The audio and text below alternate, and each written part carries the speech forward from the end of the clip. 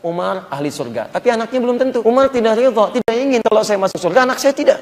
Makanya disiapkan oleh beliau, bagaimana caranya saya investasi, ketika saya kerjakan, saya lakukan, saya berikan pendidikan untuk anak saya, mendapatkan kesempatan serupa seperti saya mendapatkan. Lihat, alhaqna bihim dzurriyyatahum. Kami akan kumpulkan semuanya di surga di satu tempat.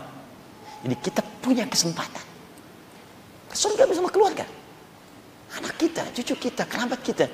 Kalau Allah tawarkan satu keluarga, kenapa antum memilih sendiri-sendiri? Ayo. Qala Rasulullah sallallahu alaihi wasallam, yani Ibnu Abbas radhiyallahu taala anhuma, hadis riwayat Ibnu Abbas, semoga Allah meridai kepada beliau dan ayahandanya. Teman-teman, saya ajarkan ilmu sedikit ya. Sedikit saja, mohon izin. Kalau Anda menemukan huma dalam ilmu hadis, ini artinya menunjukkan pada peran anak dan orang tua. Ada dua yang berperan.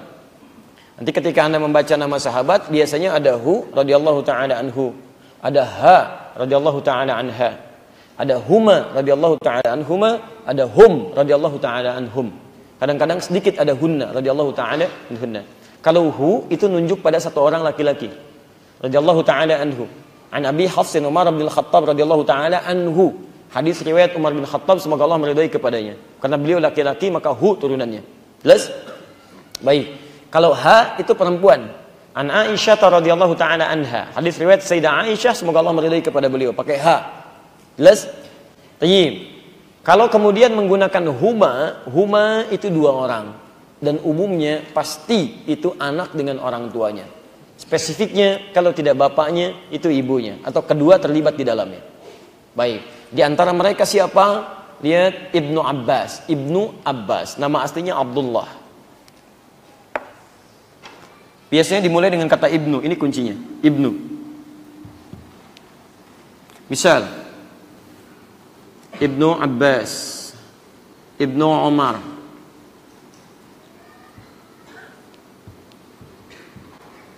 Saya ambil contoh dua. Kalau ada kata ibnu dilekatkan pada nama sahabat, maka ini menunjukkan pada anak dan orang tuanya. Ini nama ayahnya, ini isyarat pada anaknya.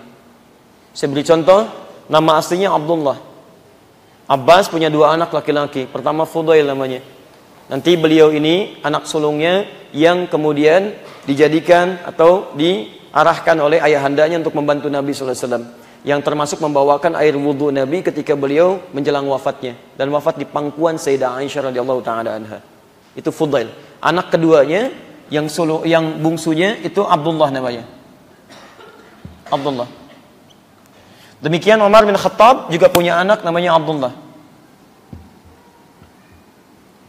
Baik, sekarang perhatikan. Abdullah ini laki-laki perempuan? Laki-laki. Lihat. Kalau laki, untuk menunjuk kepada anak itu disebut dengan ibnu, anak laki-laki. Kalau anak perempuan, tinggal tambah tak di ujungnya, rumus yang dulu. Apapun kalimatnya untuk perempuan, umumnya pakai tak di ujungnya. Muslim, laki-laki. Perempuan, muslimah. Sekarang ibnu, dia laki-laki, tambah tak di ujungnya, jadi ibnatun.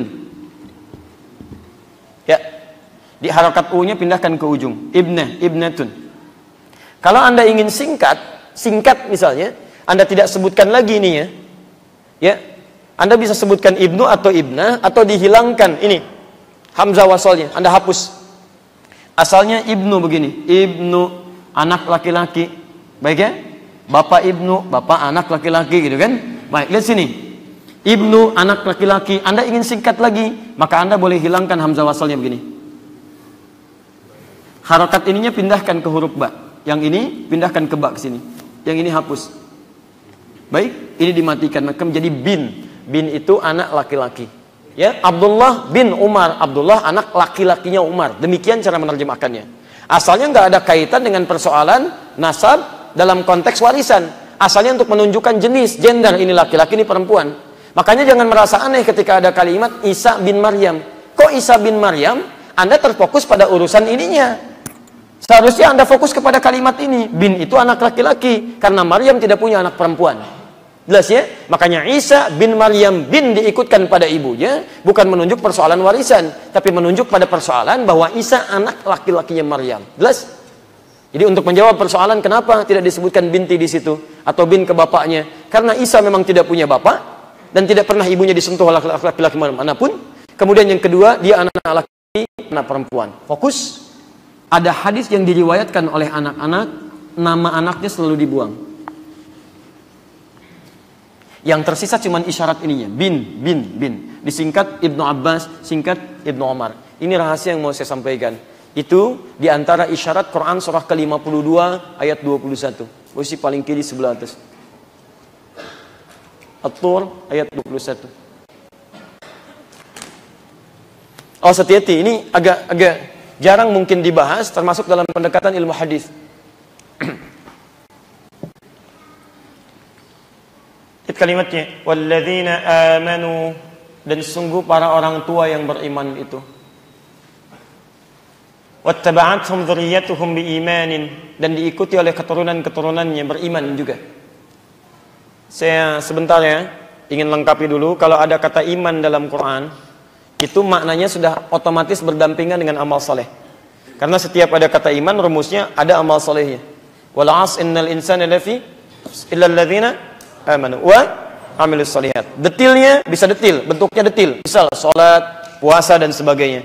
Kalimat man pertama Al-Baqarah ayat 3. Alladzina yu'minuna bil ghaib wa yuqimunas shalah. Setelah iman, yuqimunas shalah. Ya ayyuhalladzina amanu kutiba alaikumus syiyam. Iman kemudian puasa. Jadi kalau ada kata iman, otomatis setelahnya saleh. Kalau sihian ada kata imannya saja, itu artinya sudah dipahami konteksnya. Jadi kalau disebutkan iman, pasti beramal saleh. Makanya kalau Anda ingin menerjemahkan ayat ini, Quran surah 52 ayat 21, maka cara menerjemahkannya sekalipun amal solehnya tidak disebutkan, maka sudah masuk include di dalamnya. Walladzina amanu, dan para orang tua yang beriman dan beramal soleh itu. Demikian cara menerjemahkannya. Paham? Wattaba'athum dzurriyyatuhum biimanin. Kemudian diikuti oleh keturunannya. Dzurriyyah itu anak, punya anak lagi sampai habis keturunannya. Biimanin, semua beriman dan beramal soleh. Lihat, alhaqna bihim dzurriyyatahum. Kami akan kumpulkan semuanya di surga di satu tempat. Jadi kita punya kesempatan. Surga bersama keluarga. Anak kita, cucu kita, kerabat kita. Kalau Allah tawarkan satu keluarga, kenapa antum memilih sendiri-sendiri? Ayo. Para nabi, para rasul, orang-orang soleh memilih menyiapkan keluarganya. Dan yang paling menarik, lihat statementnya.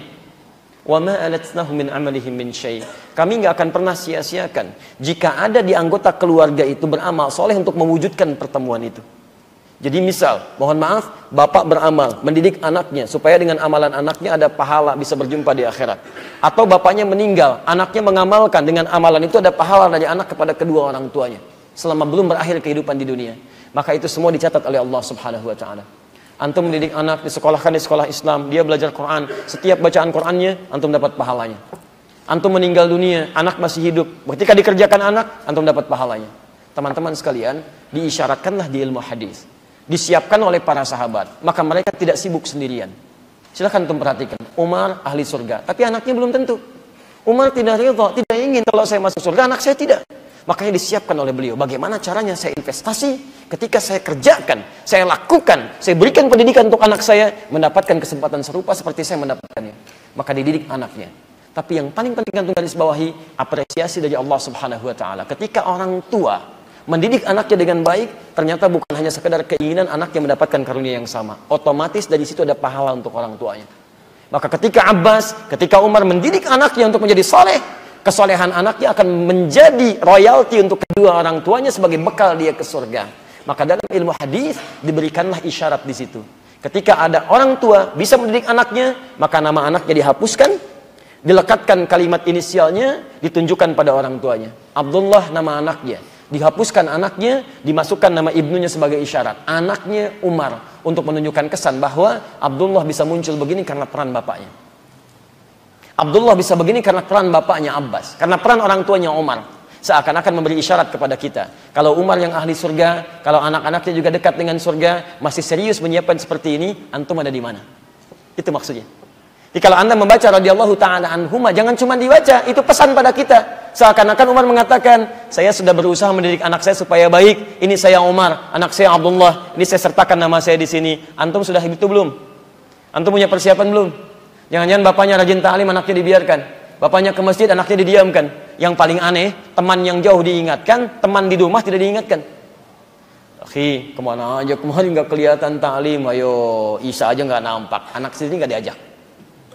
Itu yang jemnya jilbabnya tuh belum nyunah ya, iya, anak sendiri nggak berjilbab. Ayo coba lihat. Maka dari sini ketika Anda membaca kalimat radhiyallahu taala anhuma, itu pesan kepada kita, anak sahabat disiapkan, yang jelas surganya menyiapkan anaknya, kita sudah sejauh mana menyiapkan keluarga kita. Itu poinnya. Paham ya? Maka saya ulang sekali lagi, ketika Anda membaca hadis menemukan kalimat anhuma, pulang ke rumah, lihat wajah anak-anak antum. Apakah bisa saya berjumpa dengan anak-anak saya lagi? Lihat, terutama antum menjelang tidur lah, lihat anak antum, lihat. Demi Allah saya katakan, seketika barangkali menetes air mata antum. Apa yang selama ini saya lakukan ya Allah? Anak orang lain sudah hafal Quran, anak saya baca aja belum. Dan antum akan ditanya. Itu bertakwalah kepada Allah, pulang ke rumah lihat itu kan. Mintalah ampunan kepada Allah. Nangis antum, minta dan Allah akan robah seketika. Allah turunkan rahmatnya. Ketika penyesalan lahir, air mata mengalir dan meminta saat itulah kemudian mudah doa untuk diijabah. Mohon kepada Allah, ini turun. Antum mau cari alasan apa lagi? Abbas itu pengusaha Pak. Paman Nabi pengusaha, usahanya sukses, orangnya sibuk, tapi masih sempat belajar sampai hafal 200 hadis. Di balik pelajarannya masih sempat investasi anak, sampai juga menguasai ilmu hadis dan fikih, bahkan Quran. Bapaknya 200 hadis, anaknya 2000 hadis. Itu bayangkan, Umar sibuk jadi presiden, ya, dan sahabat Nabi saat hidup berjuang bersama Nabi, meninggalnya juga dikubur di samping Nabi, di surganya bersama Nabi, masih menyiapkan anak yang masih sempat juga Ibnu Umar hafal 2800 hadis. Ya kita siapa? Sahabat bukan, lihat Nabi nggak pernah, hidup di dunia yang juga nggak melihat Nabi, di alam kubur belum tentu dikubur bersama Nabi. Ya, coba bayangkan, masa kita jauh daripada itu? Pulanglah ke rumah, lihat lagi.